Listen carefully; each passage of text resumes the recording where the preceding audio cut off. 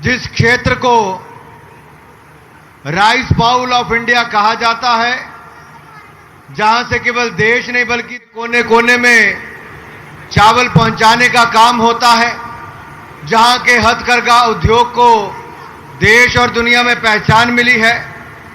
और ऐसा ही नहीं, जहां मुझे भीम चोपड़ा जी ने, जिनके भतीजे नीरज चोपड़ा ने भारत को 120 सालों के बाद गोल्ड मेडल जिताने का काम एथलेटिक्स में किया, जेवलिन में गोल्ड मेडल जिताया, ऐसी भूमि को मैं प्रणाम करता हूं, आप सभी को वंदन करता हूं। भाई और बहनों,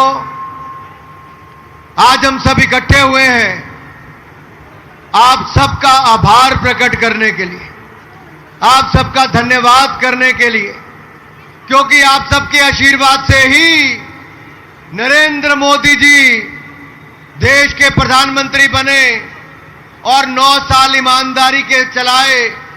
आप याद करिए, 9 साल पहले जब मोदी जी चुनाव में आए तो कांग्रेस के लोग तंज कसते थे, अरे गरीब मां का बेटा है, बर्तन मांजने वाले का बेटा है, चाय बेचने वाला है, ये देश क्या चलाएगा, ना जाने क्या क्या कहते थे मोदी जी के बारे में। लेकिन मैं आपका आभार प्रकट करता हूं, आपने देश बेचने वाली कांग्रेस को नकार दिया, ईमानदार चाय बेचने वाले को देश का प्रधानमंत्री बना दिया। जो आपने सोचा न था कि कभी देश भ्रष्टाचार के बिना भी चल सकता है, कभी सरकारें भ्रष्टाचार मुक्त भी हो सकती हैं, सुशासन के नए आयाम भी स्थापित हो सकते हैं, आपने कभी जो सोचा ना था, मोदी ने 9 सालों में कर दिखाया। भ्रष्टाचार मुक्त शासन हिंदुस्तान में चलाकर मोदी जी ने 9 साल में दिखाया। ईमानदार सरकार चलाई है और ईमानदार सरकार, आज उसका ये गूंज देखने को मिलती है। आज जब मोदी जी दुनिया के दूसरे देशों में जाते हैं तो दुनिया के प्रधानमंत्री और राष्ट्रपति अपने घर से बाहर निकलकर कोई मोदी जी के पांव हाथ लगाता है, पापुआ न्यू गिनी के प्रधानमंत्री, तो इटली की प्रधानमंत्री, अरे राहुल गांधी जी, सोनिया गांधी जी, काल खोल कर सुन लो, किसी और नहीं, इटली की प्रधानमंत्री ने कहा है नरेंद्र मोदी जी दुनिया के सबसे लोकप्रिय नेता है, इटली की प्रधानमंत्री ने कहा। रशिया के राष्ट्रपति ने कहा मोदी इज ट्रू पैट्रियट। तो वहीं पर अमेरिका के राष्ट्रपति ने कहा था पिछली बार जब मिले थे कि मोदी जी मैं आपका आने का इंतजार करूंगा, मैंने रात्रि भोज रखा है, हजारों लोग आना चाहते हैं, मेरे पास टिकटें खत्म हो गई, मुझे नहीं पता मैं किस किस को टिकटें दूं। आज देखिए 3 दिन की मोदी जी की अमेरिका की यात्रा खत्म हुई, आज पूरी दुनिया में एक ही गूंज है, मोदी मोदी मोदी मोदी। जो कभी भारत में मोदी मोदी होता था, आज 7 समुंदर पार भी मोदी मोदी की गूंज हो रही है मेरे भाई और बहनों, मोदी मोदी की गूंज। और आज आपका ये गाना, आपका ये जो गाना बनाया गया है, ये केवल हरियाणा में नहीं बजेगा, ये मोदी मोदी की धूम पूरे देश भर में इस गाने के माध्यम से होगी मेरे भाई और बहन। और हो भी क्यों ना, क्योंकि जो सोचा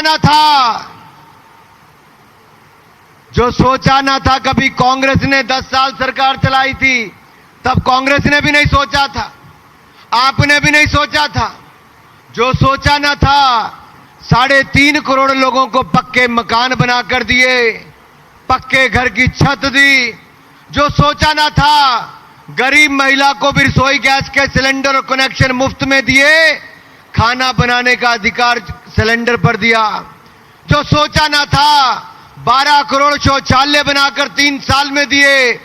जो सोचा ना था, हर घर को नल दिया, यहां तक कि 17,000 फीट की हाइट पर लेह लद्दाख में भी नल से जल दिया।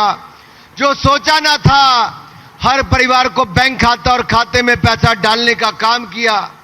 जो सोचा ना था, 80 करोड़ लोगों को मुफ्त में अनाज, ये मोदी सरकार ने 2.5 साल तक देने का काम किया। जो सोचा ना था मुफ्त वैक्सीन मिलेगी और कोविड की महामारी से बचेंगे, मोदी सरकार ने 220 करोड़ वैक्सीन मुफ्त में लगवाई। जो सोचा ना था कि धारा 370 हटेगी, आज सदा सदा के लिए उसको हटा दिया गया है। जम्मू कश्मीर को सदा सदा के लिए भारत का अभिन्न अंग बना दिया गया है। जो सोचा ना था कि कभी अयोध्या धाम राम मंदिर बनेगा, आज भव्य राम मंदिर का निर्माण भी हो गया है मेरे भाई और बहनों। इसके लिए भी मैं आपको बधाई देता हूं। तो जो सोचा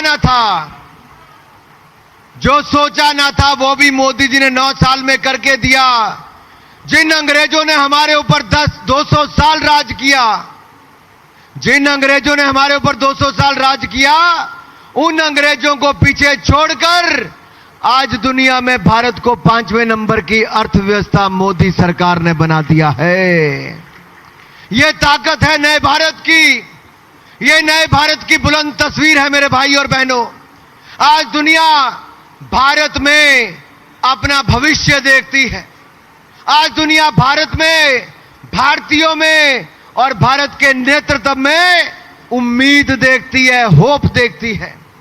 और ये इसलिए है कि जो दुनिया के बड़े बड़े देश नहीं कर पाए, आज जब नरेंद्र मोदी जी जाकर बाहर कहते हैं कि मैंने इतने करोड़ लोगों को पानी दिया, इतने करोड़ लोगों को पक्का मकान दिया, तो ये कई देशों की जनसंख्या से ज्यादा है। अगर यूरोप के 28 देशों को जोड़ लीजिए, पूरे रशिया को जोड़ लीजिए, तो उससे ज्यादा लोगों को हमने मुफ्त में अनाज देने का काम 1-2 महीने नहीं, 2.5 साल मुफ्त में अनाज देने का काम मोदी सरकार ने किया है। अरे जितना अमेरिका को, साउथ अमेरिका को, ब्राजील को जोड़ लें, इन सब देशों को जोड़ लेंगे, उनसे ज्यादा की जनसंख्या को मुफ्त में वैक्सीन देने का काम नरेंद्र मोदी की सरकार ने किया है। यह दुनिया को आंकड़े विचलित कर देते हैं। हम लोग हिंदुस्तान में रहते हैं, हमें इसका कई बार आभास नहीं होता कि हुआ क्या है। मित्रों, याद करो, आज से 2 साल पहले मेरे व्यापारी वर्ग, जब कोविड की महामारी चली थी, लोगों को लगता था काम धंधे बंद हो जाएंगे। आज क्योंकि यहां पर सीए भी आए हैं, कंपनी सेक्रेटरी भी आए हैं, डॉक्टर भी आए हैं, एडवोकेट भी आए हैं, हमारे एक्सपोर्टर एसोसिएशन के भाई बहन भी आए हैं, हरियाणा चैंबर ऑफ कॉमर्स के लोग भी आए हैं, उन कंपनियों में, दुकानों में, उद्योगों में काम करने वाले भी आए हैं। मित्रों, अगर मोदी सरकार 5 लाख करोड़ रुपया बैंकों से आपको नहीं दिलाती, 20% एडिशनल वर्किंग कैपिटल नहीं देती, समय से पहले इनकम टैक्स रिटर्न आपका रिफंड नहीं करती, टीडीएस टीसीएस में 25% कटौती नहीं करती और बदलाव रिफॉर्म्स नहीं लाती, तो हिंदुस्तान आगे नहीं बढ़ सकता था। मोदी जी ने बड़े और कड़े निर्णय भी लिए, आप सबने पूरा सहयोग दिया। आज हमारा देश दुनिया में सबसे तेजी से बढ़ने वाली अर्थव्यवस्था भारत बन गया है। सबसे तेजी के साथ हमारा भारत आगे बढ़ रहा है। एक बार मोदी जी के लिए और सारे देश के लिए जोरदार तालियां पानीपत से जाए। भाई और बहनों, एक समय था जब देश में हर दूसरे महीने भ्रष्टाचार की बू आती थी। मेरे मीडिया के मित्र हर दूसरे महीने नए घोटाले के बारे में कांग्रेस के कहते थे। कभी अंतरिक्ष घोटाला, कभी सबमरीन घोटाला, कभी अगुस्ता वेस्टलैंड हेलीकॉप्टर घोटाला, कभी कॉमनवेल्थ खेल घोटाला, कभी 2G घोटाला, कभी जीजा जी का घोटाला, जीजा जी का घोटाला। अरे हरियाणा वालों, जीजा जी को तो सबसे ज्यादा लाभ हरियाणा में ही मिला है। पिछली सरकार ने कांग्रेस के जीजा जी को बंदर बांट करने में कहीं कोई कमी नहीं छोड़ी है। पिछली सरकार ने नेशनल हेराल्ड में भी भ्रष्टाचार करने में कोई कमी नहीं छोड़ी है।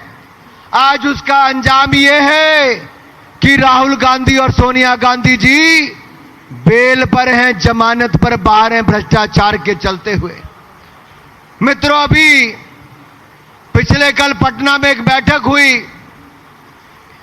और पटना की बैठक में कहने के लिए 15 दल साथ आए, साथ तो आए लेकिन दिल नहीं मिल पाए। आपने रील वाली देवदास तो देखी होगी। देवदास पिक्चर किस किस ने देखी, जरा हाथ खड़े करना मेरे भाई। हाँ, तो रील वाली देवदास तो आपने देखी है। रियल वाली देवदास देखनी है तो कांग्रेस के हालात देख लीजिए। केजरीवाल कहते हैं कांग्रेस को दिल्ली पंजाब छोड़ दो, ममता बनर्जी कहती है कांग्रेस को बंगाल छोड़ दो, नीतीश और लालू प्रसाद यादव कहते हैं